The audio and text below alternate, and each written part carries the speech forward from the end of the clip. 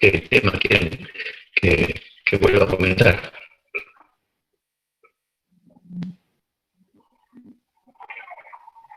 Profe, le mandamos un mail con unas consultas. ¿Le llegó el mail ese? Ah, ayer no abrí mail. Ayer no abrí mail, lo siento. ¿Cuándo lo mandaron? Ayer. El sábado. No, no. El sábado no, pero este fin de semana no, tuve otras cosas y no me fijé. Ah, qué bacana. Bueno, esas después se las contesto esta tarde, así que las dudas esas las aclaro por mail también. Si quieren hacer algún otro tema o alguna otra cosa,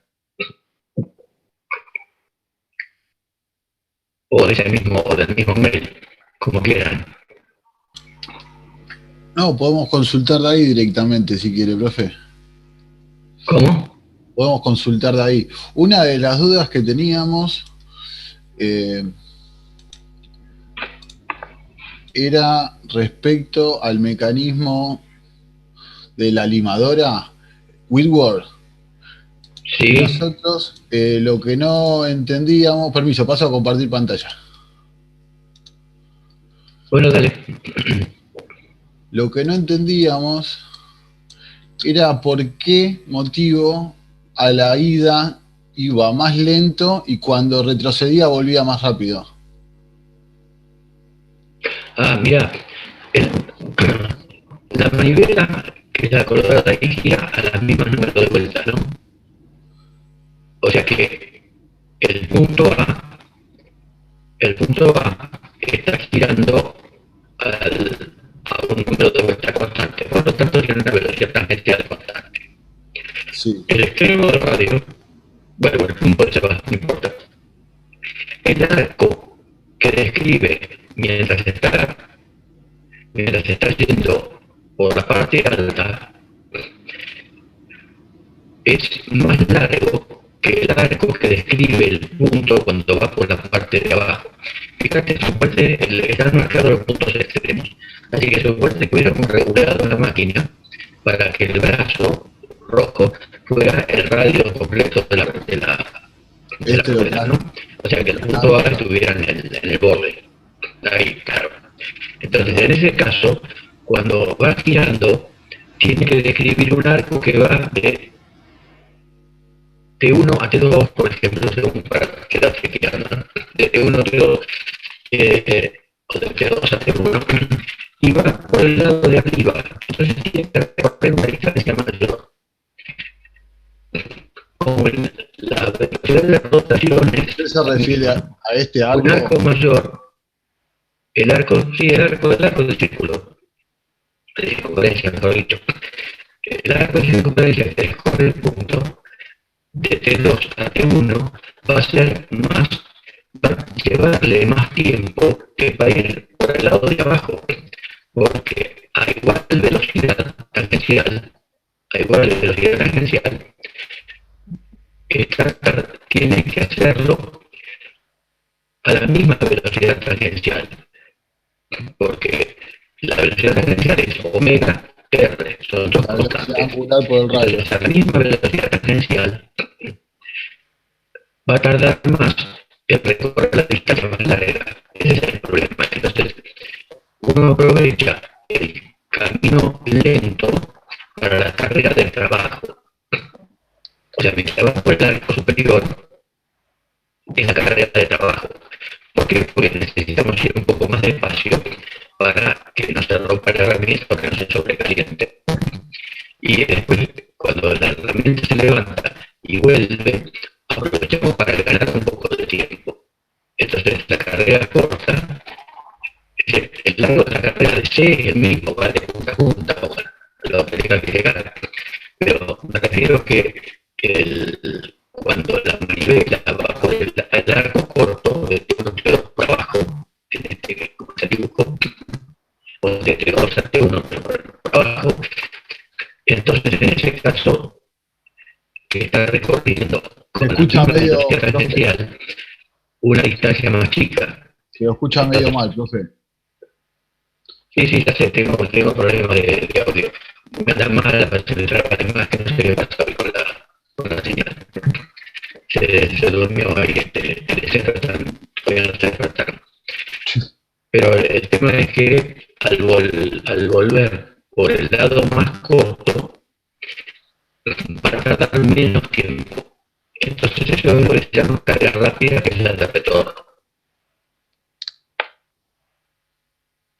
Muy bien. Esa es una forma de mecanismo que permite ahorrar tiempo total de trabajo, porque como la carga de trabajo es una vez sí y una vez no, una vez sí y una vez no, cuando vuelve a retomar, se lo hace más rápido para que ahorre el tiempo total de trabajo. Y también un poco de energía, porque el menos tiempo que sigue el motor eléctrico de accionamiento está funcionando menos tiempo. Muy bien. No sé si se alcanza a explicar. Más o menos. O sea, lo que entendimos es que tiene menos recorrido a la ida que a la vuelta. Porque la velocidad... No, pará. El recorrido del torpedo, o sea, el recorrido del punto C, es el mismo de un lado para un lado que para el otro. Sí. El tema es que lo hace más rápido o más despacio según sea el recorrido de la manivela, la colorada, el punto A. El recorrido del punto A entre puntos extremos, mientras está como está ahí dibujado arriba, del lado alto, va a tardar más, porque tiene que recorrer una distancia mayor del punto A. El arco de circunferencia de A es mayor. El recorrido de C, o sea, lo que se mueve el torpedo con la herramienta, es lo mismo para un lado y para el otro.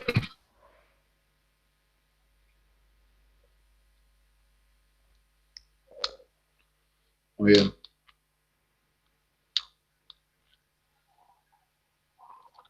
Muy bien. Bien. Sí, sí. Cuando habla, hay que ser preciso. Cuando uno habla de recorrido, hay que decir el recorrido de quién. Hay varios elementos móviles ahí. Entonces hay un recorrido lineal de vaivén de C, que es el mismo para el lado para el otro. Va a depender de la regulación del brazo, del largo, De la manivela. la manivela roja. Si yo lo pongo más afuera, Sí, si va a ser... ajustas la manivela más cerca del centro, el recorrido, la carrera del torpedo y de la herramienta es más corta. va a ser más corta, sí. Si lo alargo, va a ser más recorrido. Los puntos T1 y T2 con estas dos líneas tangentes extremas son las que te darían la máxima carrera posible. La carrera máxima posible la hago Lo que pasa es que con la la manivela. carrera para el torpedo, Si yo quisiera que con la manivela ahí donde tenés la crucecita. La Ahí. manivela puesta ahí donde tenés la crucecita es la regulación máxima. Ahí. Bien. Profe,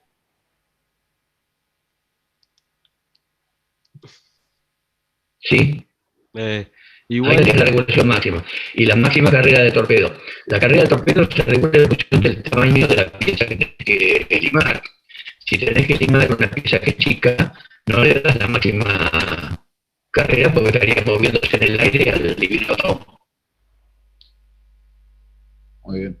profe, y Sí, igual usted había dicho que en este dibujo que está acá compartiendo mi compañero, le faltaba el círculo que vendría a ser el del arco de la manivela.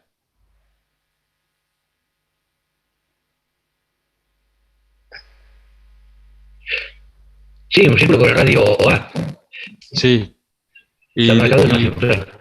y quería hacerle una pregunta. En el dispositivo que está, en el dispositivo que está en beige, el que vendría a ser la biela, tiene en el donde está el punto A, tiene una corredera hacia arriba y hacia abajo, ¿no? Para que pueda hacer el movimiento, o es un ¿Cómo? punto fijo. ¿Qué cosa? No, el único fijo es el Eh, punto cero. O el de abajo de todo. No, en la, La A se mueve la, dentro de estos valores. la biela, sí, lógicamente, sí, tiene que tener una la biela ranura. La biela tiene que correcto. tener una ranura o ahí. Claro, si no, no se mueve, si no estaría inmovilizada. Sí, sí, perfecto, quería confirmarlo. Intenté dibujarlo, por eso lo dibujé así, abriéndose y dejando el canal ahí en el medio para que se pueda deslizar el perno. Está perfecto, por las dudas, preguntaba.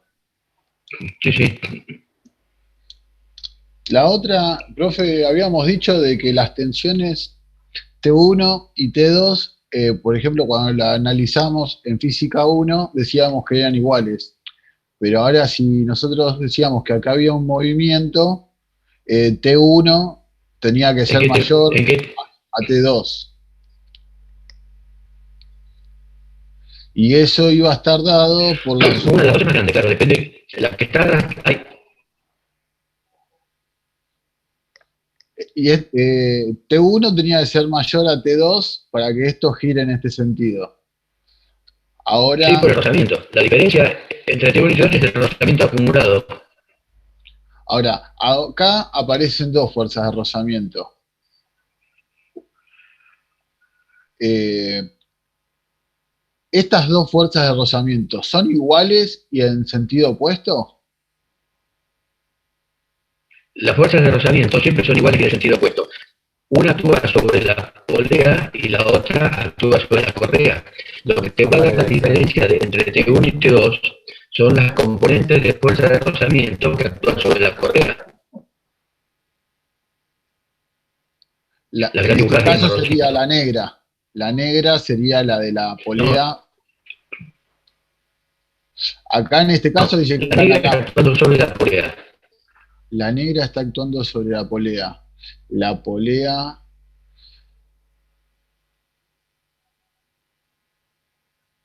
la cuerda se mueve en este sentido, hacia allá. Por lo tanto, la fuerza de rozamiento tenía que ser contrario. Está moviéndose en sentido horario. Está moviéndose en Está en sentido sentido horario. horario. Se mueve en sentido horario. Mira el dibujito. Sí, sí, se mueve en sentido horario. O sea, que se desplaza hacia allá. Entonces la fuerza de la correa, la fuerza de la correa sobre la polea, para que la polea se mueva,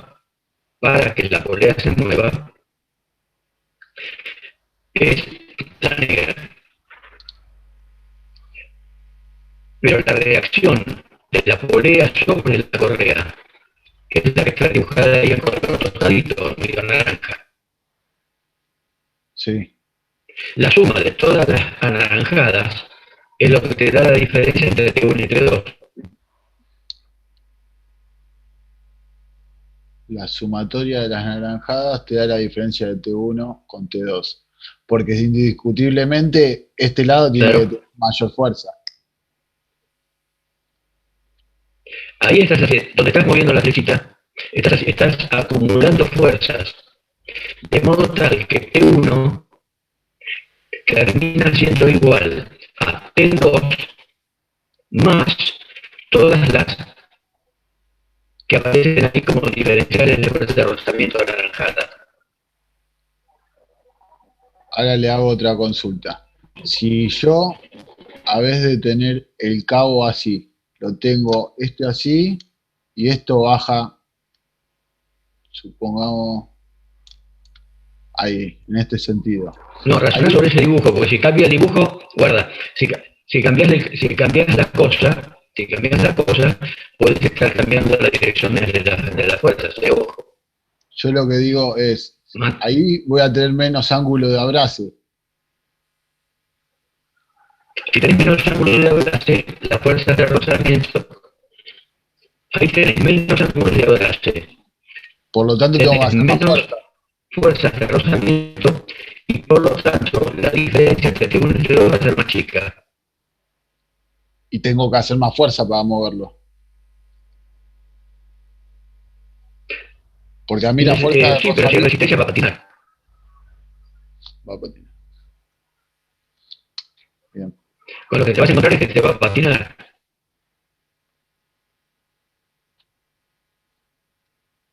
Perfecto. La potencia que estás aplicando es en función, por supuesto, de la velocidad con la que esté moviéndose y la diferencia entre las dos fuerzas que unen de dos sería la fuerza neta sobre la correa. Si es insuficiente, va a patinar. Por eso es que se busca aumentar el ángulo de la frase. Eso lo hacíamos con el tensor, que lo aplicábamos. Siempre se aplicaba del lado que no estaba tenso, o sea, del lado más liviano de la correa. Sí, claro. Eso para no sobrecargar el sistema de fijación y el resorte que lo sujeta. Claro. Ahora, suponiendo que tenemos la correa así,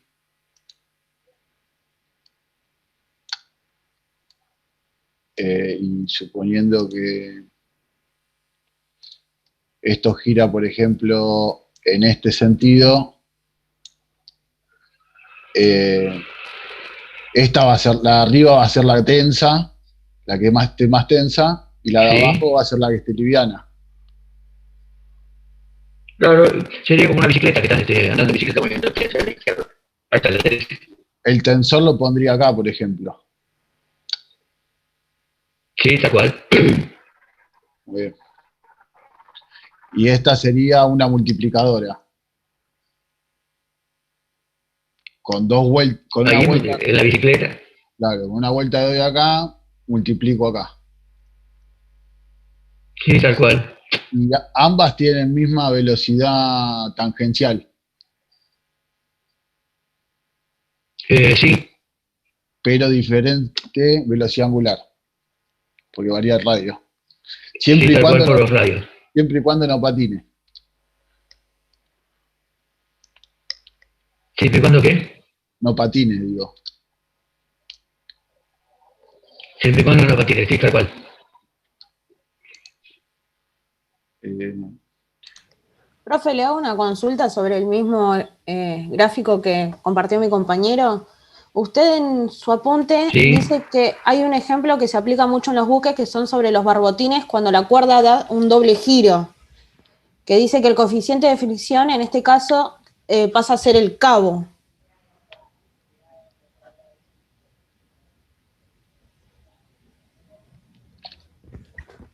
¿Cómo? No, doble giro, no, doble vuelta. La doble vuelta, claro. Al cabo alrededor del cabilón. Eso es para aumentar digamos, el ángulo de la base. Es decir, tenés un ángulo de la base que es más de 360 grados. No de 2 pi. Vos haces 4 pi, 4 pi medio, 4,3 pi. Entonces con eso tenés una diferencia entre las tensiones que entre dos mucho mayor y se favorece. Porque con poca fuerza que haces con un marinero, tirando de un lado, es decir, el T2 sería la fuerza que hacen los marineros y el T1 terminaría siendo la fuerza que estás haciendo para animar el buque, para sacarlo. Claro, sí, sí. Ah, listo. Profe, teníamos una duda, hoy la vez pasada lo habíamos hecho, pero nos había quedado la duda. Este era el vector de desplazamiento. Para saber la velocidad que se desplazaba este cuerpo, tomábamos la distancia con el vector de desplazamiento, lo trasladábamos, lo poníamos sobre la regla y nos daba, por ejemplo, 3,6 el desplazamiento. Sí, Y había que dividirlo por la variación de tiempo, que era esta, 0,5. Nos sí, tal da cual. 6,20. Ese sería este intervalo. Ahora, lo que nosotros estábamos diciendo, si lo tomamos así, nos va a dar distinto que hacer este y luego este. Ah, sí, pero ahí tendrías doble intervalo de tiempo. Acá hay dos intervalos de tiempo y este sería en uno solo, claro. Este sería en la suma de los dos. 0,5, 0,5 sería 0,10, sería 1. Sí, pero vos fíjate, está claro, igual te va a dar distinto, porque vos fíjate que al tomar un intervalo de tiempo más grande, que sería el lado más grande de este triángulo, Sí, la A, potencia. segunda A, Sí, viste que estás cometiendo un error mayor que cuando trabajas con intervalo de tiempo más chico. ¿Por qué? Porque el recorrido real es el verde. El rojo que vos estás marcando es lo que se utiliza para calcular la velocidad media. Por eso la velocidad media es un valor de referencia, pero no te ajusta la, a lo que sería el movimiento real o la velocidad de desplazamiento real. Esa es una limitación que tenemos. Por eso, cuando uno trabaja con velocidades medias y necesita ajustar para tener valores más exactos, tiene que reducir el intervalo del tiempo. Porque en lugar de tener ese lado de A a segunda, está tomando intervalos de tiempo más chico. Y fíjate que en ese caso, los lados de ese triángulo se están acercando a la línea verde, que sería el real. Si tomaras la mitad del intervalo de tiempo, o sea, las posiciones intermedias entre dos sucesivas desacrices,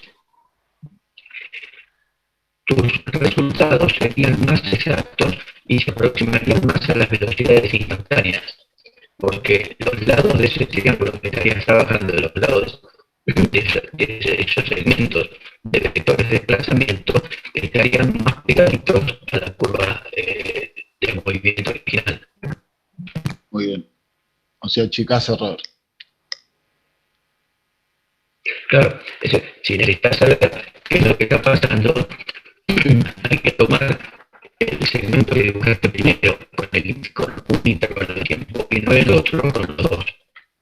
Ese te da más error, digamos. Es menos preciso la respuesta. Muy bien. ¿Qué más? Acá lo que decía que con la rotación, sabiendo la distancia que se desplaza, ¿cómo era este? Que necesito saber el tiempo para calcular la rotación. Y con el vector de desplazamiento calculo. Venía por ahí.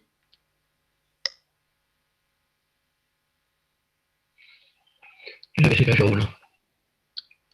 A ver. Repetime la pregunta. Si es tu movimiento de rotación, Acá, si es yo rotación, sabiendo, en ese caso, las trayectorias son arcos de circunferencia. Los arcos de circunferencia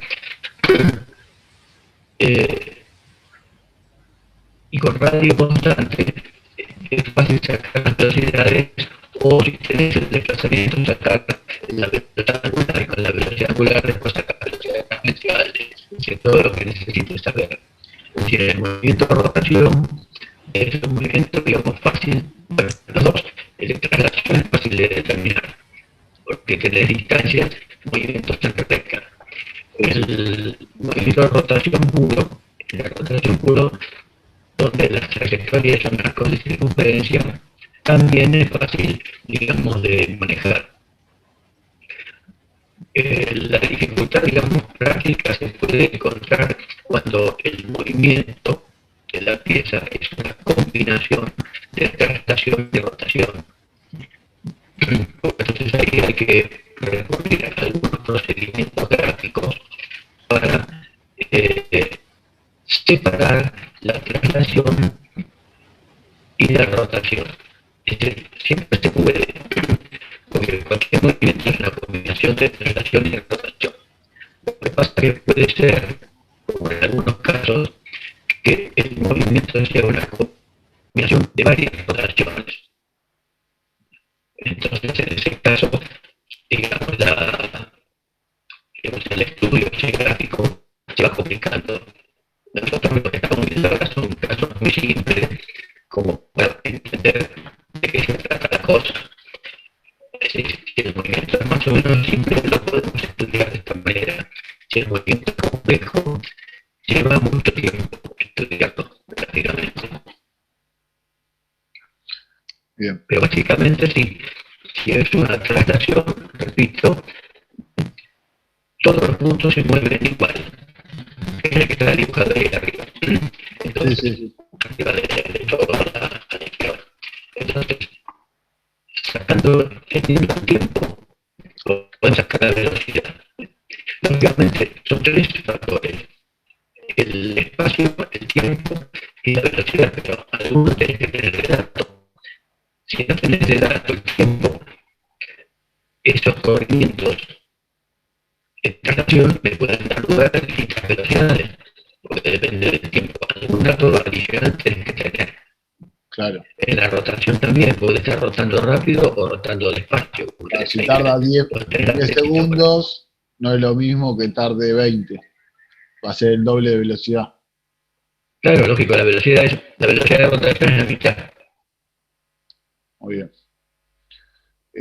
No sé si tenía alguna más ahí, alguna pregunta más. Rafa, y después una pregunta que no me quedó claro fue sobre el tema del recocido de la soldadura. ¿Qué viene a ser recocido? El recocido es un procedimiento metalúrgico que se basa en calentar una pieza, hablando en términos generales, ¿no? Calentar una pieza por encima del punto de transformación de la ferrita en austenita y después dar lugar a un enfriamiento muy lento, controlado, de forma tal de posibilitar una redistribución y un crecimiento de grano. Eso da como resultado un material que tiene mucha ductilidad, pero un poco menos de resistencia mecánica, es decir, baja la tensión de influencia. Está bien. Y después, El otro procedimiento, para que no te termine de contestar. dale. El otro procedimiento en que volvés a calentar por encima de la automatización y enfrías más rápido, de modo que el tamaño de grano sea más chico, te da un material más resistente, menos maleable, menos deformable. Eso se llama normalizado. Normalmente en los usos se utiliza el recocido, por ejemplo, para el alambre de fardo. Es un alambre muy deformable, muy blandito, que se estira mucho, se lo tira con la tenaza, comprobás que el alargamiento, digamos, de un pedazo de alambre lo puedes estirar bastante. Eso es un alambre de material recocido. En otros casos se utiliza, por ejemplo, el alambre, pero normalizado, entonces ya se cuenta más, es un alambre más rígido, más resistente.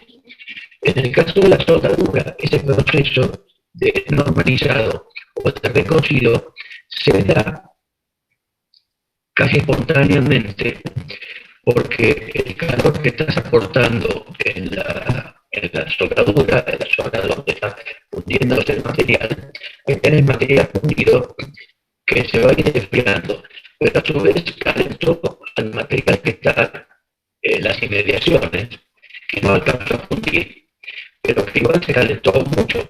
Entonces el que se calentó mucho pasa por ese proceso de pasar a austenita y después vuelve a ferrita y vuelve a generar ese problema de difusión de carbono y todo lo demás asociado con la solubilidad de carbono en el hierro gamma o en el hierro alfa.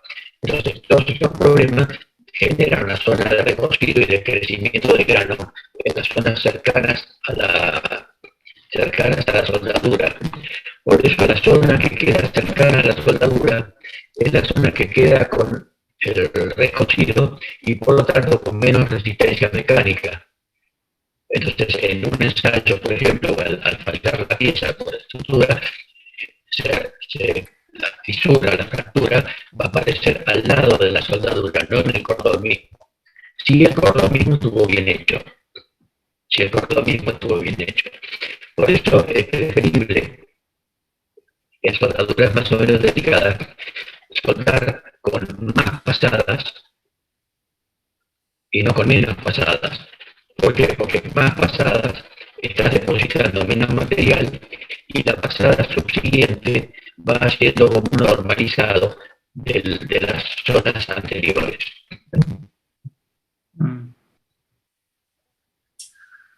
Ahora sí, no sé si te aclaré un poco, Santander. Sí, la siguiente pregunta justamente era eso. ¿Cuál es la zona más frágil? Si la soldadura es justo donde está el cordón o alrededor. Ahora sí lo entendí. En la zona, pues, digamos, a 1 centímetro del cordón, una cosa por ahí, es la zona donde normalmente está más debilitado. Y ahora si yo lo ensueldo y esa pieza la tiro en arena y la enfrío de a poco, eso me cambia. Va a ser más dúctil la pieza, ¿no? Se templa. Si está enfriado lento y hay recocido, va a quedar más dúctil, pero menos resistente.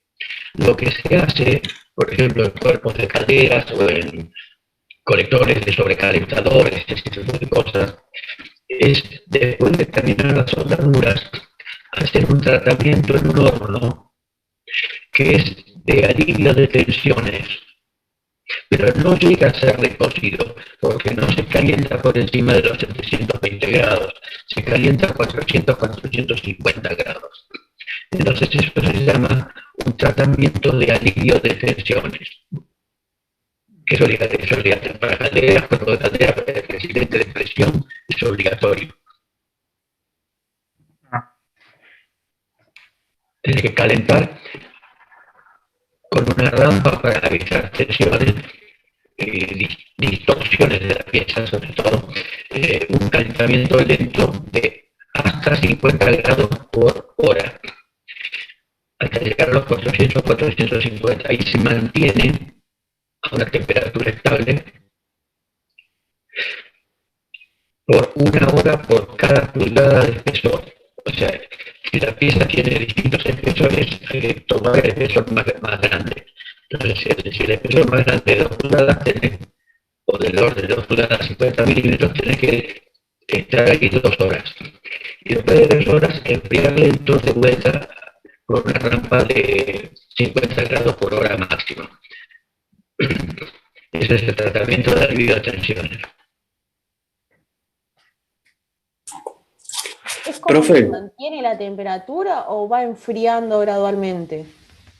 No, tenés que mantener la temperatura, eso tenés que regular los mecheros del horno para que se mantenga la temperatura y tenés termocuplas metidas por distintos lados de la pieza.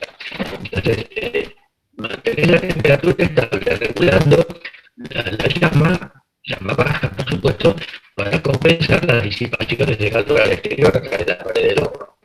Y después sigue el enfriamiento lento, se va haciendo también regulando la llama y tenés que ir controlando la temperatura para que no caiga la temperatura más de 50 grados por hora en ningún punto de la pieza. Listo. Profe, si nosotros hacemos excesivas pasadas de cordón de soldadura, Te escucho muy mal. podemos No, generar. Te escucho muy mal, Ferrara. ¿Ahora me escucha bien? Ahora sí, perfecto. Si nosotros ponemos bastante material en la soldadura, o sea, damos más pasadas en la soldadura, podemos generar tensiones residuales.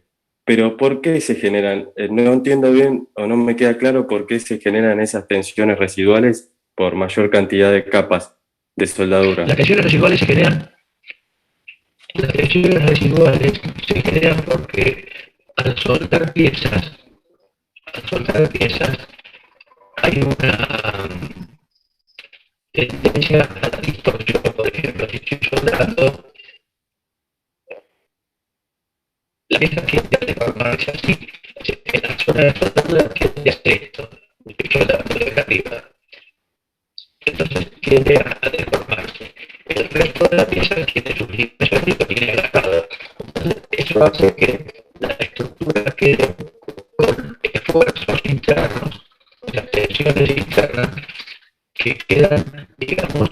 debido a que la pieza tiene una cierta estructura, con sus esfuerzos, con la forma normal que tenga, pero la soldadura... Eso no se le entiende mucho por las dudas. Pero el resto de la estructura no, entonces eso quedó tensionado. Si vos soldaras, por ejemplo, dos chapitas sueltas así, y las soldás, no van a quedar tensiones residuales, simplemente va a quedar así. El tema es que las tensiones aparecen cuando tiene que mantener la forma.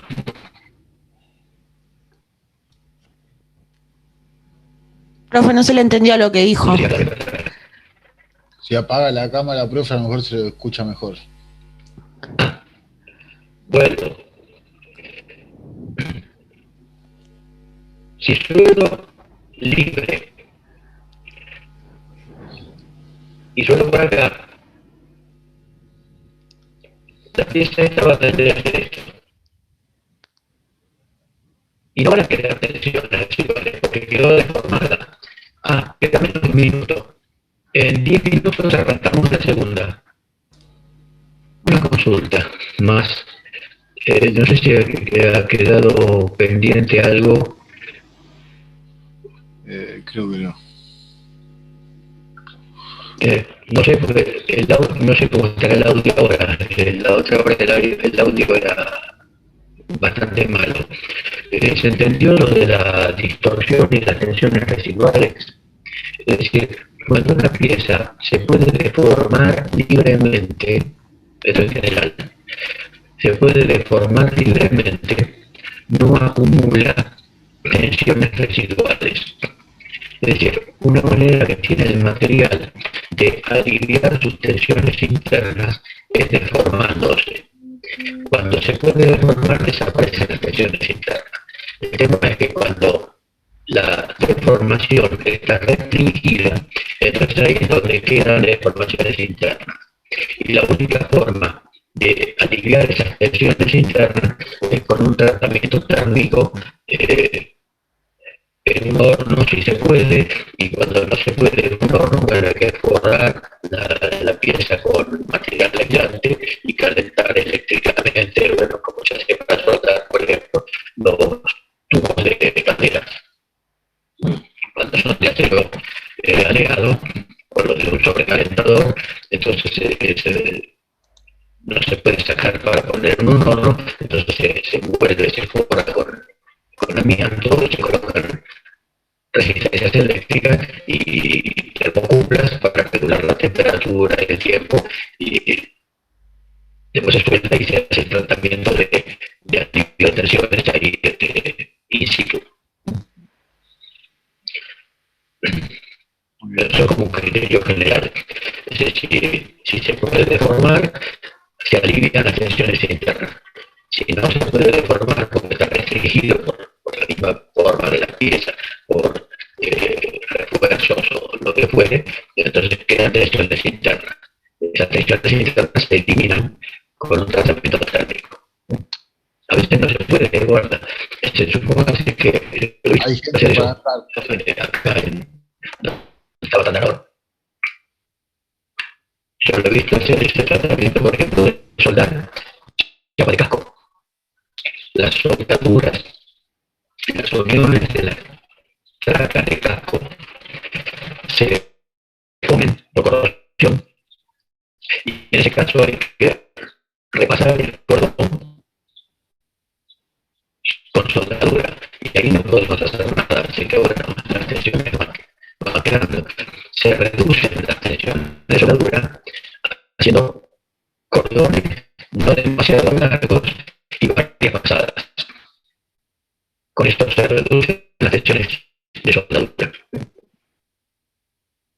Se reduce haciendo varios cordones. Claro, suponete que vos tenés que soldar 2 metros de costura. Sí. En lugar de soldar todo corrido, soldás 20 centímetros o 30 centímetros, te corres 1 metro y haces otros 20 centímetros. Después volvés y haces otros 20 centímetros a los primeros 20. Y así vas soldando, no en una forma corrida, sino que vas soldando de de atravitos, tramos aislados, sueldo acá, después vuelvo a soldar acá y así, y en varias pasadas. Entonces, el aporte de calor es más reducido y las tensiones que van a quedar son más chicas. Muy bien. Profe, hay gente esperando entrar. Ah, sí, perdón, me di cuenta. Le hago otra Profe, ¿esto cosa. tiene que estar relacionado con lo que se le dice el biselado, puede ser? Perdón, Miguel, ¿cómo? ¿Que esto está relacionado con lo que se le llama el biselado, puede ser? ¿Cómo se llama el qué? No escuché la última palabra. El biselado. No, el biselado, sí, ya entendí, no, el biselado es otra cosa.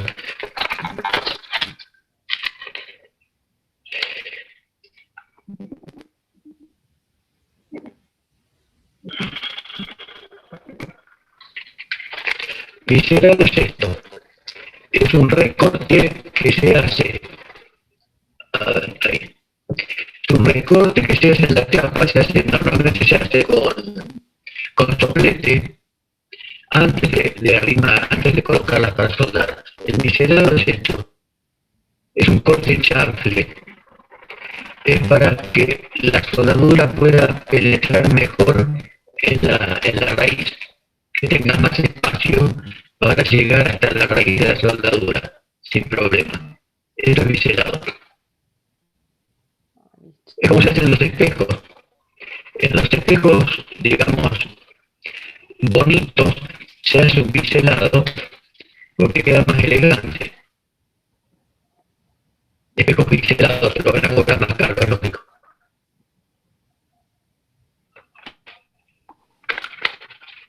Ah, pensé que ese biselado se hacía para el tema de las tensiones. Por cómo es que se va a ir aplicando el No, el biselado se hace para poder acceder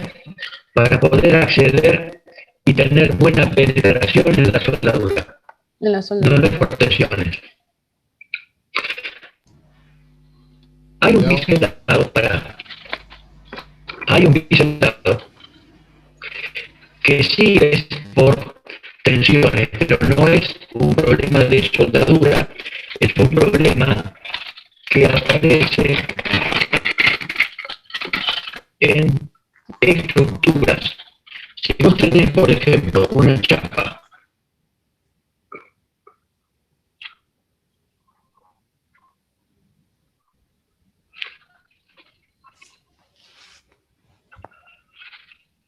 a ver, vamos a hacer un dibujito.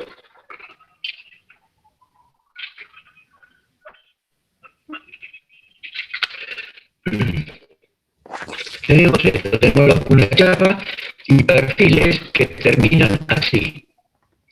Y que estos perfiles estén transmitiendo esfuerzos longitudinales. Es decir, puede ser que sea así, por ejemplo, ¿no? Una chapa de un mamparo o un refuerzo de tanque o lo que fuere. Sí. Los esfuerzos vienen transmitiéndose también en sentido longitudinal. En sentido longitudinal, no solo sobre la chapa, sino sobre la estructura. ¿Y qué pasaría acá? Aquí en este extremo, los esfuerzos que vienen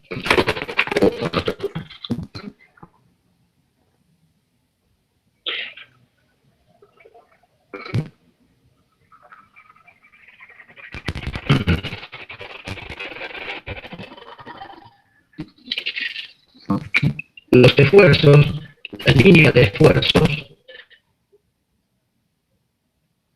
debería concentrarse acá, porque terminarían con un ángulo vivo. Sí. Entonces, para reducir estos esfuerzos, que no es por la soldadura, es por la misma forma de trabajo de la pieza, se hace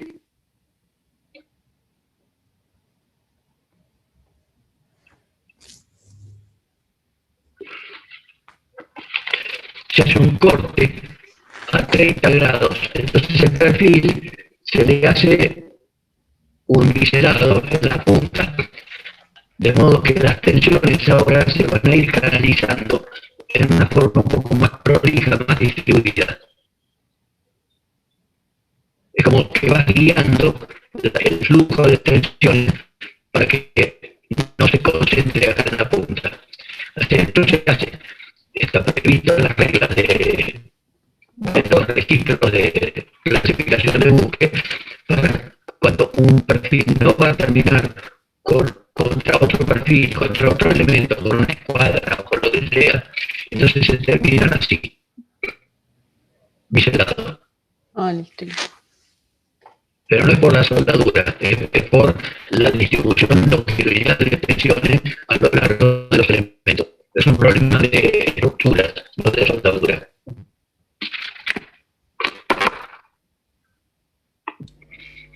Muy bien. Profe, respecto a los engranajes, usted dijo Sí, que el punto, tenemos 3 diámetros. El diámetro exterior, el diámetro primitivo y el diámetro interior. Ahora, el diámetro primitivo coincide con el punto de apoyo, acá no. Acá es M el punto no. El punto de apoyo, el punto de contacto, va variando a lo largo de todo el flanco. Pero las fuerzas que se transmiten, que son perpendiculares al punto de contacto, el plano, sí. la dirección de estas fuerzas siempre es tangente a la circunferencia primitiva. Es tangente a la O sea, primitiva. la fuerza es tangente a la circunferencia primitiva. Por eso, con esto se entiende devolvente, por eso el sistema mantiene la relación de transmisión constante. Porque es lo mismo que con las ruedas y la correa. Es decir, el punto de contacto siempre tiene un radio constante. Y aquí las fuerzas siempre tienen un radio constante.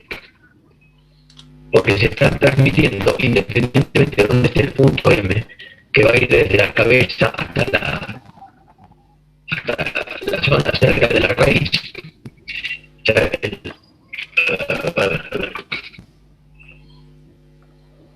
tiene fuera el flanco del diente. El punto de contacto va variando. Está por acá, cuando el otro diente, Está toda esta cuando el parte. otro diente está así, el punto de contacto está acá, pero cuando esto gira, el punto de contacto se desplaza hasta la punta.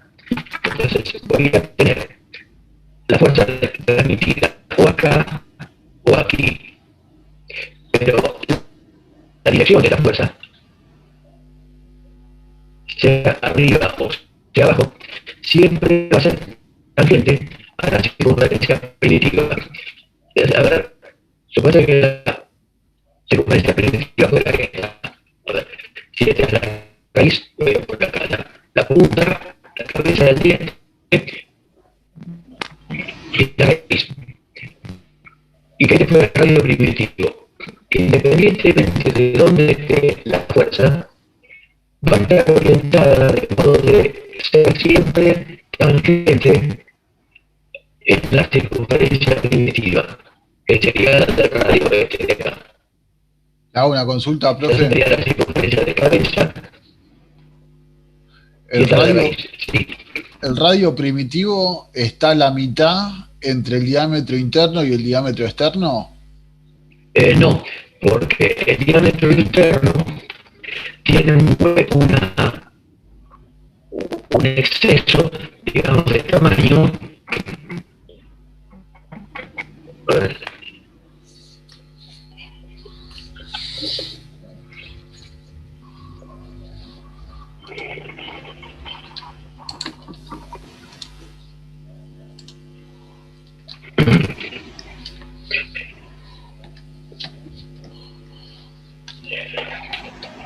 A ver, así.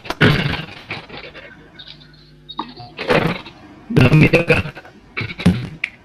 Sí, ahí se debería ver, pero te muestro acá. Sí, Ese es el radio de cabeza, sí. es externo. Este es el primitivo y la zona de contacto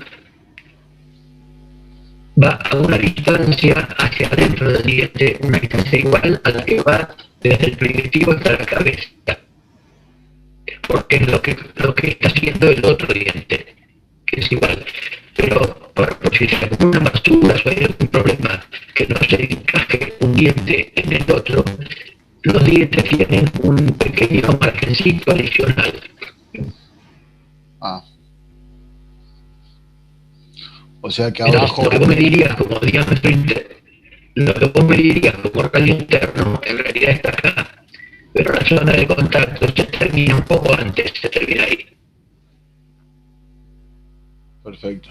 Por eso el radio primitivo va a estar más arriba, dentro de las diferencias de los radios. Sí, tal cual. Muy bien. Ahora otra consulta. Usted cuando marca el paso, lo que había visto es que lo toma distinto, por ejemplo. Lo toma del centro a este centro, pero desde el radio primitivo, ¿no? Se mide sobre el primitivo. Se mide sobre el primitivo. Y usted lo mide desde el centro del diente. Si yo lo mido desde afuera, ¿es lo mismo? ¿Como hasta acá? No te va a dar más. Fíjate que el paso es un arco de circunferencia. Sí, Y ese arco de circunferencia por te va ejemplo, a acá dar lo un marca, arco más grande. pero cuando usted lo marcó al revés. Va, al revés no. Yo pienso que tendría que dar lo mismo. Lo marcó desde el centro del diente hasta el centro del otro diente. Sí, de centro a centro es lo mismo, pero lógicamente si vos tenés una herramienta para medirlo, hay que medir, claro, es lo mismo, pero no lo puedes medir. Para medir tenés que ir de borde a borde. Bien. Profe, ¿cómo saco yo el radio primitivo? Cuando hago un engranaje, ¿tengo que tener en cuenta primero eso para hacer el engranaje o no? Sí, para todo lo que sea cálculo tenés que tomar el primitivo. Lógicamente después cuando terminas de construir el engranaje va a tener su radio externo, su radio interno, bueno, todo en función de las normas de construcción. Pero digamos que si vos tenés un engranaje porque te lo estás estirado por la calle y lo querés medir, vos podés medir el externo, el interno, pero no tenés forma de medir el primitivo.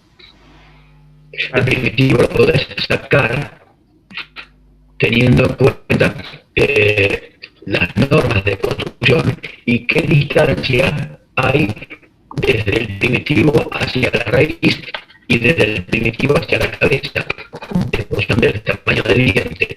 Y en función de eso, sabiendo que es un cierto por ciento,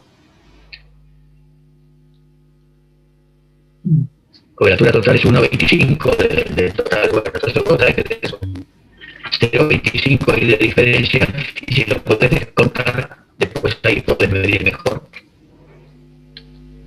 No digo que no es directo, no está enmarcado, digamos, el primitivo en un engranaje. Muy bien. Otra consulta. Esto respecto a lo de la hélice. Nosotros, cuando teníamos una hélice, esto giraba, formaba un momento, y a consecuencia de este giro apareció una fuerza que nos corría la popa hacia un costado. Yo encontré esta imagen. Eso lo tienen que tener en cuenta. Eso lo tienen que tener en cuenta los de cubierta para la maniobra del buque. Es decir, el buque cuando cae a babor o a estribor tiene distinto radio de caída, distinto diámetro táctico o diámetro evolutivo por el efecto de la hélice. Eso se debe al campo de presiones de esa masa de agua que la masa de agua que sale de la hélice tiene un movimiento de rotación. Entonces, de un lado está pegando, esa masa está pegando sobre el casco, Claro, acá. y Acá del otro arriba. lado, por abajo, está tirando a separar, a generar una succión. Y ese efecto combinado genera una fuerza lateral que tiende a mover la copa hacia una banda o hacia la otra. Por una hélice de dextrogira, o sea que gira en sentido horario, pista de popa, un buque de una hélice tiene tendencia a cerrarse más en las caídas a babor que en las caídas a estribor.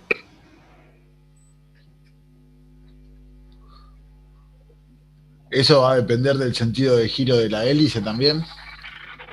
Sí, lo que pasa es que casi todas las hélices de buques de una hélice son de giro dextrógiro. ¿Son sentido de giro, dijo? Dextrógiro, en sentido de las agujas de reloj. En sentido de la aguja del reloj. Ahora, otra consulta. La mayor presión en marcha adelante se va a formar en la cara de la hélice, de la pala de la hélice. En la parte Sí, señor. de popa. Y atrás va a estar la depresión. Ahí es donde se va a formar cavitación. Donde la parte de atrás, yendo marcha adelante. Sí, en la cara, que sería la que se ve desde la proa, la que vos ves desde popa en la cara. Ahí no vas a tener normalmente cavitación. Está bien. Bueno, después, el área se aumentaba en la parte externa porque al aumentar el radio, aumentaban la fuerza de sustentación. ¿Era así eso? ¿Cómo? En la parte externa de la hélice, o sea, la más alejada del radio, el radio que tenga mayor radio, tiene mayor superficie que la que se acerca al centro. Eso era porque la mayor fuerza de sustentación se produce más alejada del centro que que cerca del centro. Sí. La zona esta interna contribuye poco a la sustentación. La que contribuye más es entre 0,4 y 0,7, 0,8 del radio. Esta es la zona, digamos, que se aprovecha más para el buque. Muy bien. Esta de acá en la punta, donde está la parte de triangulito, el sectorcito este, ahí eso contribuye poco a la sustentación, salvo en las hélices TBF que tienen el techito, o en las hélices que están en toperas, porque aquí lo que destruye la sustentación son los vórtices extremos de pala. Entonces esta zona genera poca sustentación y además un poco se le da menos paso para que genere menos, para reducir los vórtices extremos de pala y para retrasar la aparición de la cavitación. Muy bien. Ahora, cuando hablamos de revire, ¿era la inclinación que tiene la pala respecto al eje? El ángulo de ataque sería, ¿no? No es el ángulo de ataque, es la inclinación, es el reviro, es la forma más curva de la pala, es decir, que no sale así recta, con una hélice típica de avión, que es toda una cosa derechita, sino que es con reviro, es decir, tiene un retraso como si fuera una pala con un eje curvo, que es curvo. Entonces, esa curvatura hace que corte las zonas de distinta estela en forma progresiva y disminuye las vibraciones. Claro. Profe, ¿y A a qué ver, hace espera. referencia el screw, puede ser? Pues,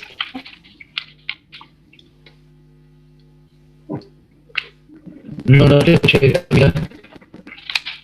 ¿a qué hace referencia cuando se le dice el screw de la pala? Si es la caída, espera, ya te digo.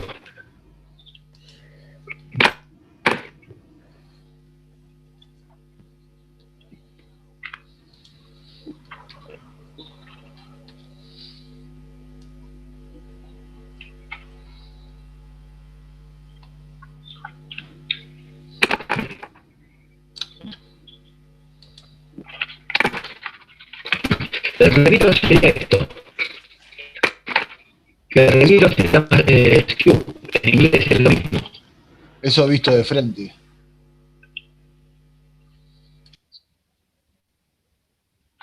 La vista de copa.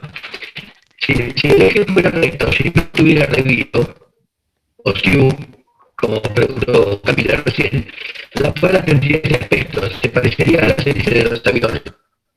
Pero la pala está construida con la línea de máximos espesores formando una línea curva, más o menos curva. Entonces la pala tiene aspecto así.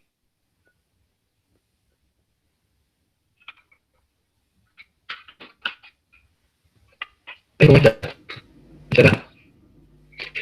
La línea de máximos espesores, que es una línea así curva. O sea, ¿cómo, profe, si no tuviera reviro o lo que se le conoce como el screw, sería más similar a las alas del avión? O a las palas de las hélices de los aviones. A las alas de las hélices del avión.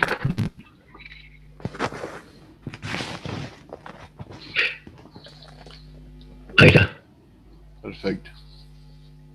El rake, la caída, es que no están en un plano, esta no tiene caída, palas así, sino que la pala está inclinada sobre el eje, es decir, entre la pala, el eje de la pala y el eje de la hélice no son 90 grados, están así. En un hélice de avión sí es así, está derechita, 90 grados, no tiene caída. Pero el hélice del buque tiene así para alejar del casco. Para alejar del carro. Ah, listo, ya entendí. Ahora, los puntos de cavitación, por ejemplo, en la hélice son en el centro, donde hace el vacío, donde se forma una caída de presión, en las partes externas de la hélice, sería en la parte externa, en el centro y en la parte de atrás, los puntos de cavitación de la hélice. Sí, en la zona del núcleo de la hélice y en la zona de las palas están, digamos, empotradas Perfecto. sobre el núcleo, ahí suele haber cavitación. En la punta de las palas también. Y en el dorso, perdón, sí, en el dorso, cerca de la punta por acá, También. es la zona donde puede estar cavitando. Bien. En la pala de timón también vamos a encontrar cavitación y en el bulbo de la proa también. Pero también, sí, donde puede haber separaciones de flujo muy bruscas y que se formen vacíos, ahí se van a formar burbujas debajo. Muy bien. Profe, algo que dice en el apunte es que las velocidades máximas de la hélice está en 4 y 8. Eso no entendí por qué están en esos puntos. ¿Perdón? En el apunte vi que dice que la velocidad máxima de la hélice está en los puntos 4 y 8. Eso no entendí el por qué es así. 4 y 8. O no sé si lo entendí mal, ¿no? Está en el apunte. Sí, ¿En qué página? no me acuerdo.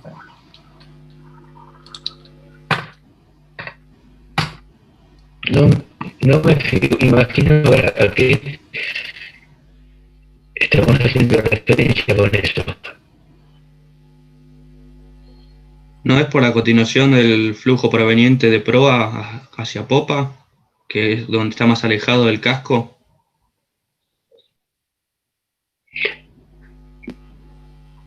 No, si se está refiriendo a eso, a las 4 de las 8, sí, ya te vi, 12 arriba, 6 abajo, 4 y 8.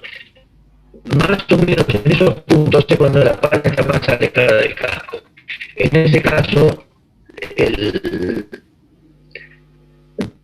la velocidad de avance combinada con la de rotación va a estar dando los valores máximos de ángulo de ataque. Entre 4 Pero y de 8. cualquier manera, cuando uno piensa en el empuje de la hélice, está pensando en el valor promedio. La diferencia entre los valores extremos es cuando la pala pasa por el punto más cercano al casco, a las 12 y a las 6. Y cuando pasa por los puntos más separados, eso lo que va a dar son las variaciones de empuje respecto del valor medio, los valores más chicos y más altos. Y eso es lo que va a dar lugar a las vibraciones, a nivel de vibraciones. Cuanto menores sean esas diferencias, menos vibra la hélice. Ahora, entre 4 y 8 va a Pero haber... no calcula el empuje pensando en ese valor. Sí, teóricamente tendría que ser 3 y 6, 3 y 9, a las 6 y a las 9, pero como la forma del casco son medio así abiertas, en vez de los puntos extremos estarían más o menos a las 4 y a las 8.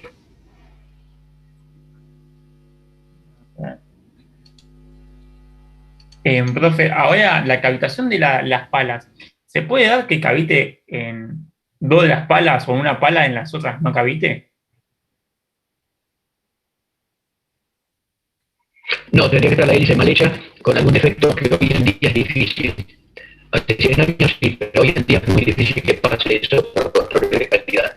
Una pala tendría que estar con mayor paso que las otras. Tendría que haber una deficiencia en la fabricación, en la fundición del hélice. Es muy, muy difícil.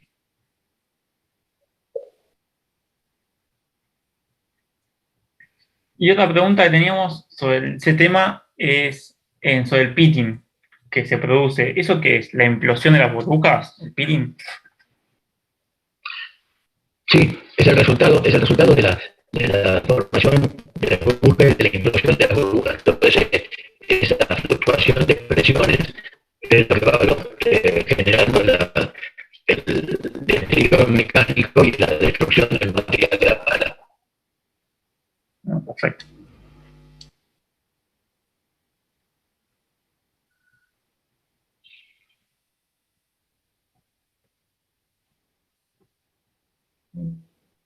¿Algo más?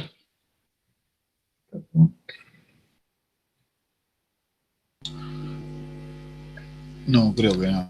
Después quedaba lo de los engranajes planetarios que se podían comandar de 3 formas, con la corona fija o con el planeta fijo. Se podía hacer tipo mezclador también, ¿no?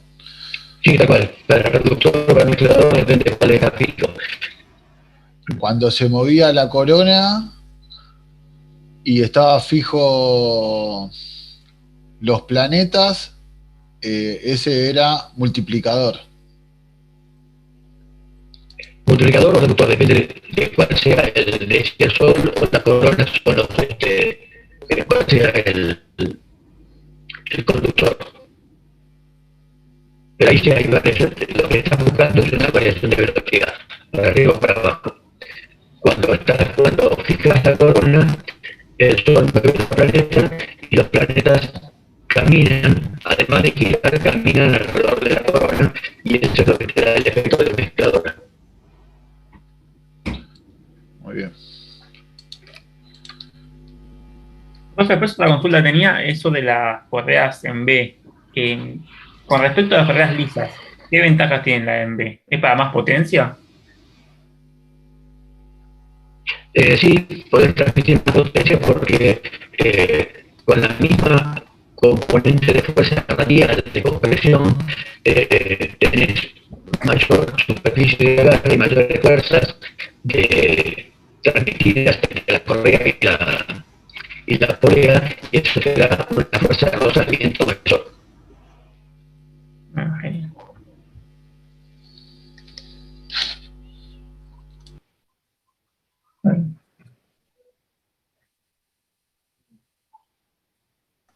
Le hago una consulta con el tema de los cojinetes de bocina.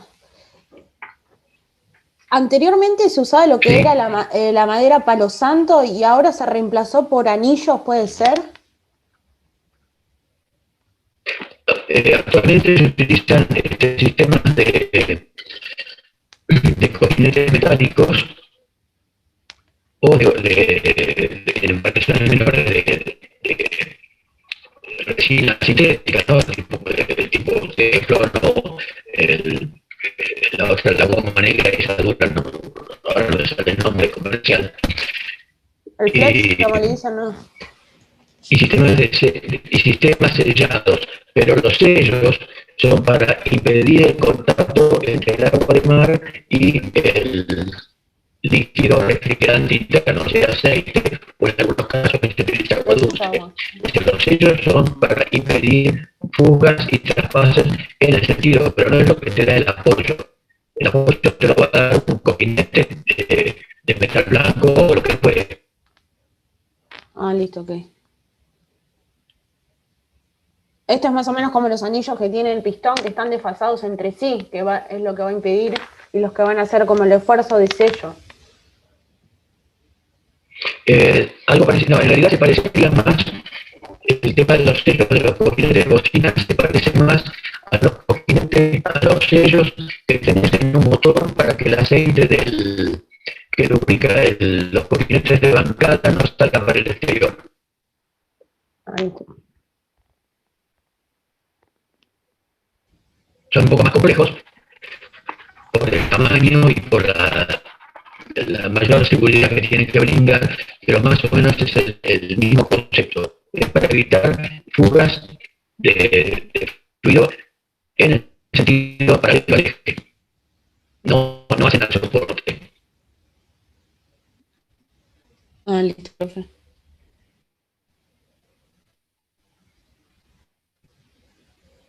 Bueno, queda muy poco tiempo.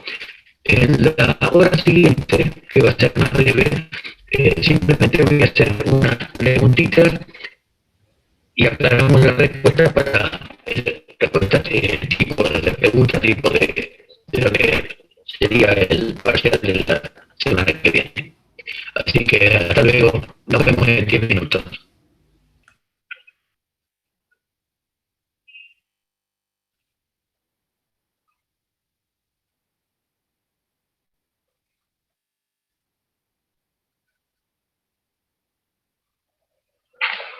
Bueno. Bien, vamos. A ver, ya estamos la mayoría. Vale, faltan algunos. Falta alguno todavía.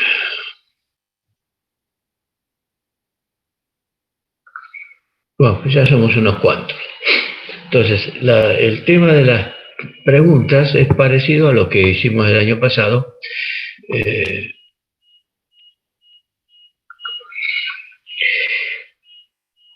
Y ahora las preguntas serían más o menos del mismo estilo. ¿Qué quiero decir con esto? La pregunta no necesariamente tiene una respuesta, no tiene una respuesta que sea sí o no. Es sí y por qué, no y por qué. Siempre hay que aclarar un poco. Y después sobre esa misma pregunta puedo hacer alguna pregunta adicional para redondear más ese tema o pasar a otro tema, a otra pregunta. para los que quieran dar y puedan conectarse y dar la semana que viene, el lunes que viene, voy a establecer, después les voy a mandar por mail una discriminación para no entrar todos juntos así, porque el sonido se me empeora. Cuando somos pocos, 2 o 3, el sonido y la imagen me mejoran bastante. Entonces, les voy a mandar un horario, vamos a empezar 8:30, pero les voy a mandar un horario para que se vayan conectando de a 3 o de a 4 en forma sucesiva, de modo de que cuando uno terminó de dar, bueno, listo, se borra, se desconecta, y de esa forma creo que vamos a poder ir haciéndolo de forma más o menos ágil y con menos problemas de audio. Una pregunta, por ejemplo, podría ser esta.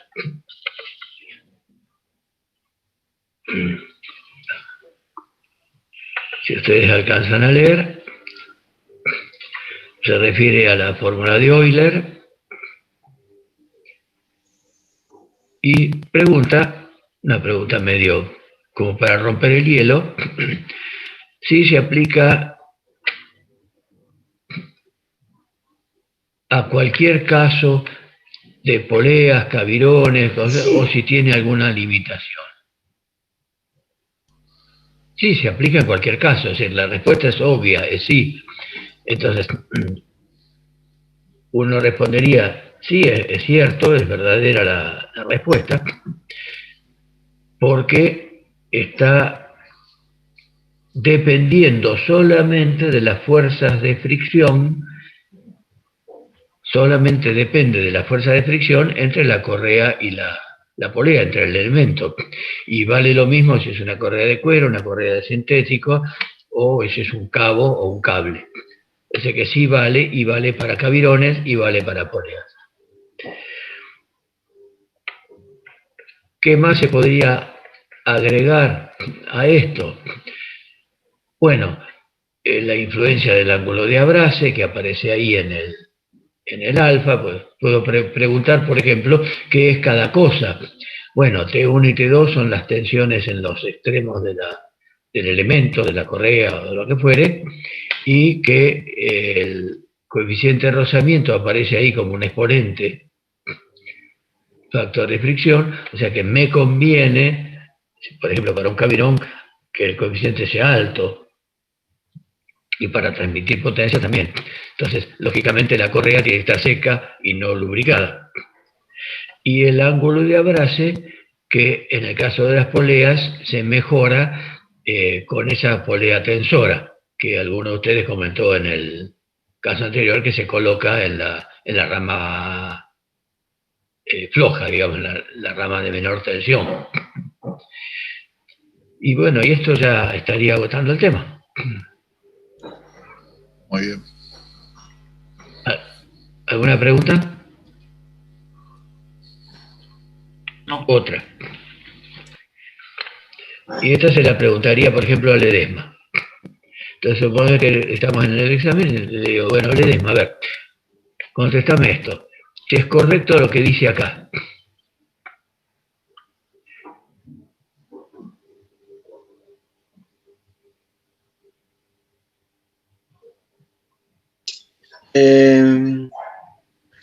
Las hélices se apoyan en el agua y avanzan gracias al paso que tienen las palas. Y yo diría que es verdadero. O sea, no se apoyan las hélices, o sea, deberían de estar sumergidas.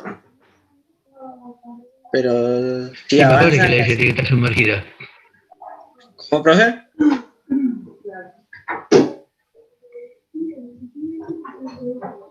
¿Cómo dijo, profe? No dije nada, estaba esperando que me contestara. Si es verdadero o falso. Verdadero. No, es falso. La pala de un remo se apoya en el agua, pero la hélice no se apoya. La pala no se apoya y empuja. Acelera el agua. hay una aceleración de la vena de agua. Acordarse que la vimos en las fotos estas del chorro, aprovechando las burbujas de la cavitación, que hay una restricción, un achicamiento del diámetro de la vena de fluido. Hay una aceleración. Entonces, la aceleración genera una fuerza de reacción que es la que termina avanzando. No se está apoyando, no trabaja como un remo. Eso es un error muy común en alguna literatura de esta que anda para las embarcaciones menores de esta gente que compró una lanchita y se cree que son ingenieros navales. Y entonces te empiezan a escribir en la revista de náutica. Y ahí creo que hoy en día menos, gracias a Dios, pero cada vez cuando yo estudiaba, y algún año después, era muy común ver en la revista de náutica este tipo de disparates, escritos por uno cualquiera. La hélice no se apoya en el agua. Eso es un error. Eso es por confundir el funcionamiento de la hélice con ese viejo sistema para sacar agua para riego, que era el tornillo de Arquímedes, que era como una hélice metida dentro de un tubo. Entonces trabajaba como una especie de, más o menos como una bomba de lactobacillus. Pero la hélice no trabaja así.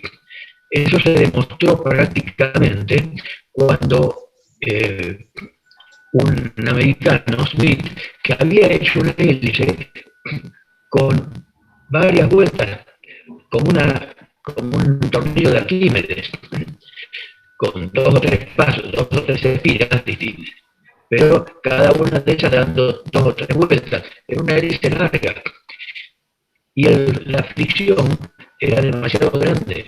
Por suerte para la humanidad, le pegó a una piedra con la embarcación esa, y se le rompió la hélice y quedaron algunos pedazos, y con esos pedazos empezó a andar mucho más rápido de lo que venía andando. Entonces ahí empezaron a estudiar y vieron que no, que es que la hélice acelera el agua para atrás, no se apoya en el agua para avanzar. Eso es el remo.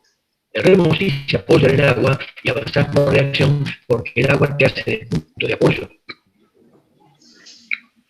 ¿Comprendido, profe? Sí.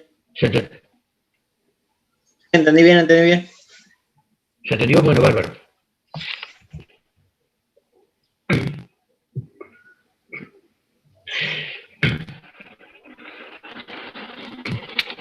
La otra pregunta que podría surgir como consecuencia de esto, bien respondido, sería que, bueno, entonces, ¿cómo es que la pala genera la fuerza? Bueno, entonces ahí tenemos que hablar ya de que el flujo de agua alrededor de la pala determina, además de la componente de arrastre, la componente de sustentación, como la del avión, y todo ese otro tipo de preguntas. Eso sería, digamos, una ampliación de esta pregunta.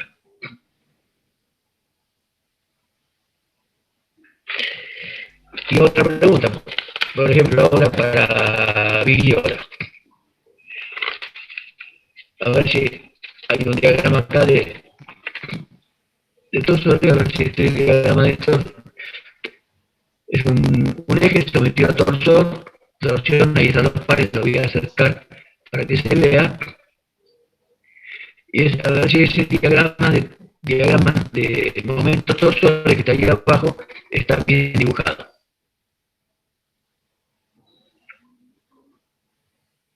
¿Qué opinas?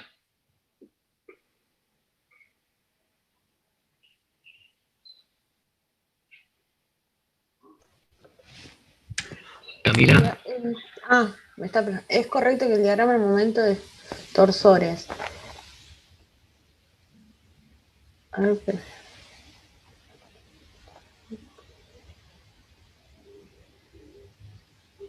Sí, para mí me parece que va a estar bien, profe. Muy bien, perfecto. La otra pregunta que yo te podría hacer es la siguiente. O sea, está bien respondido, es correcto el diagrama. Ahora, si los diámetros hubieran estado al revés, es decir, el menor diámetro acá, y aquí el diámetro mayor, o sea, la parte más gruesa. El de la varilla, dice la usted, barra. cambia de posición la varilla. Sí, Sí. y los momentos quedaron así. El diagrama seguiría siendo igual.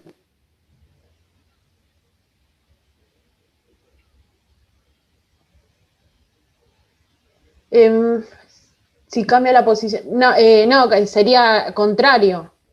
Cambiaría la figura. No, me refiero. No, para. No es que cambie de posición, no le estoy dando vuelta. Es decir, los pares siguen estando en esta posición y con el mismo valor y sentido. Lo único que hago es poner otra varilla que acá tenga menos diámetro y que aquí tenga más diámetro.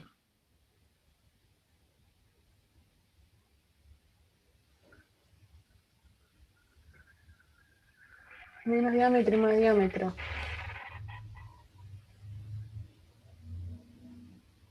Y bueno, supongo que quedarían iguales. Supones bien, porque en estática, cuando hacemos estas cosas, los diámetros no intervienen. Lo único que vemos es la distribución del momento y cómo se va transfiriendo el par hacia los extremos, hacia el apoyo, todo lo demás. Es decir, en estática, la dimensión no se tiene en cuenta. Es decir, si este fuera un diámetro constante, el diagrama seguiría siendo igual. O sea, que contestaste bien. ¿Dónde va a anotarse después el hecho de si el diámetro es el mismo, si tengo más diámetro de un lado que del otro, etcétera? ¿En qué se va a anotar el tema de los diámetros?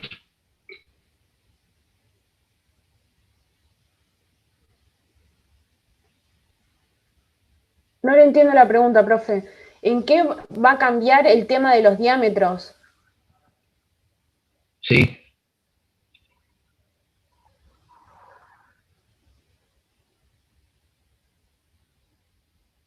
Supongo que por momentos no. Está bien, en los momentos no cambia nada. En el momento no cambia, sino que va a ser por la fuerza que van a...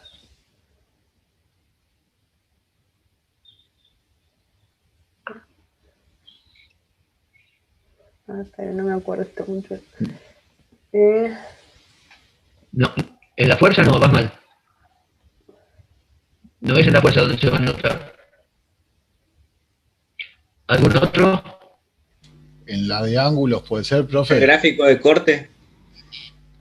En el gráfico de ángulo, claro. Gráfico de ángulos. Por las tensiones tangenciales. Van a cambiar. ¿Quién dijo las tensiones tangenciales? Yo, Ferrara. Ferrara, muy bien. En las tensiones tangenciales van a variar en los tramos según sea el diámetro. Perfecto. El que habló de los giros también, porque la rigidez va a depender del diámetro, de modo que el giro relativo donde tengo más diámetro va a ser menor que el giro relativo donde tengo menos diámetro. O sea que también ahí habría una diferencia si, por ejemplo, ponemos el diámetro más grande acá, el diámetro más chico acá. O sea que en primer lugar se notarían las tensiones tangenciales muy bien.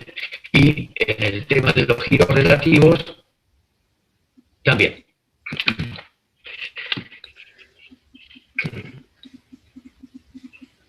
Bueno,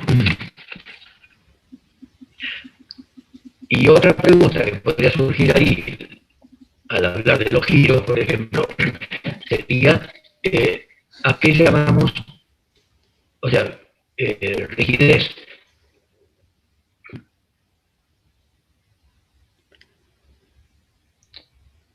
Lo que llamamos rigidez, en este caso, rigidez a la torsión. La capacidad de no flexionar de un material, de no desdeformarse. No, estamos hablando de torsión. De no torsionar. ¿A las tensiones longitudinales, profe? No hay, entonces no tenemos. No la rigidez es la resistencia a la deformación. Es la resistencia a la deformación. Esa es la respuesta. ¿Y qué factores intervienen? El modo de elasticidad y la inercia. Y el diámetro. Y el material también. Bueno, el módulo de la... Bien, es decir, una parte que tiene en cuenta un factor que tiene en cuenta el material, es decir, el módulo de elasticidad. En este caso, como es torsión, es el módulo de elasticidad transversal, el que llamamos con la letra G, no el módulo. Cuando uno dice módulo de elasticidad, y no aclara que este transversal se refiere al módulo de Young, al que usamos con la letra E. En este caso no, es el módulo de elasticidad transversal G. Bien. Y después, el diámetro, o sea, las dimensiones, que tienen que ver con el momento de inercia. Es decir, que la rigidez está dada por el producto del módulo de elasticidad y el momento de inercia. Y ese momento de inercia sí depende del diámetro, de los dos diámetros, externo e interno, en el caso que sea hueco, etc. Pero depende de la geometría. Así que muy bien. Entre varios sacaron la respuesta. Pero en realidad es las dos cosas, lo de la tensión tangencial y de la rigidez para la rotación, lo tendría que haber dicho la persona que estuviera dando, digamos, el examen en ese momento. Que serían todos los factores que tenía que tener en cuenta. Pero sí, Villar estuvo en lo cierto que el diagrama de momentos no cambia con la geometría de la pieza, si es más grueso, más hueco, macizo, mayor diámetro, menor diámetro, a los efectos de los momentos no cambia.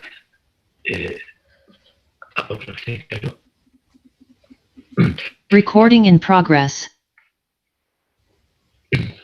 Profe, yo tengo ¿le puedo hacer una consulta? Sí. Cuando miramos el diagrama de momentos, como el que le mostró mi compañera, usted Recording stopped. lo miramos de lo que vendría a ser de su izquierda a derecha, y para yo verlo en mi pantalla vendría a ser de derecha a izquierda. ¿Siempre mirarlo? Cuando pongo esto así, Sí, lo miraríamos siempre de derecha a izquierda. y en el sentido como que vos estarías como vos estarías dibujando, ¿no es cierto? Ok. Eso para cuando tenés que referir derecha o izquierda, bueno, sí. Derecha o izquierda del dibujo. Porque si lo miro del otro punto sería al revés. De izquierda a derecha, para vos sería así, ¿no? No, de izquierda a derecha, claro, sería así, como usted está marcando, y de derecha a izquierda sería donde tiene la lapicera hacia el otro lado. Así. Sí, en el sentido de la escritura. Está bien. Para referirse, digamos, mantener el sentido de lo que está escrito. Ok, está bien, perfecto, profe. Esto sería de izquierda a derecha, sí, en el sentido de escritura. Está bien, perfecto, gracias. Profe, Cone se salió de la reunión, pide si le puede volver a dejar entrar. ¿Quién? Recién activé a alguien, pero no sé quién era. Creo que era.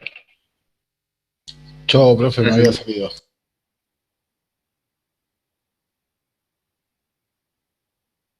¿Hay alguno que se haya caído? Me parece que no.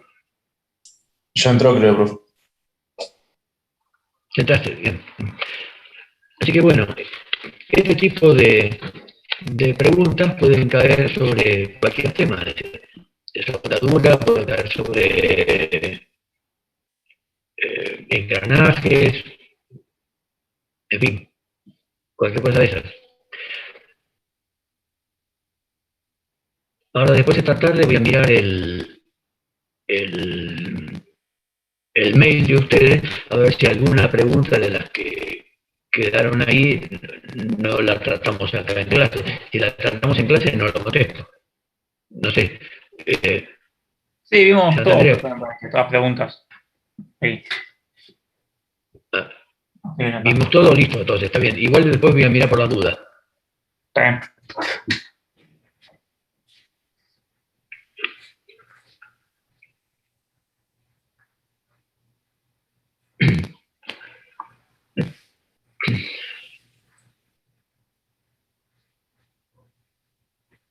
Bueno, por mi parte nada más entonces, y nos veríamos el lunes que viene. Yo después entonces, repito, por algunos que por ahí no estaba, le mando en un mail los turnos para conectarse.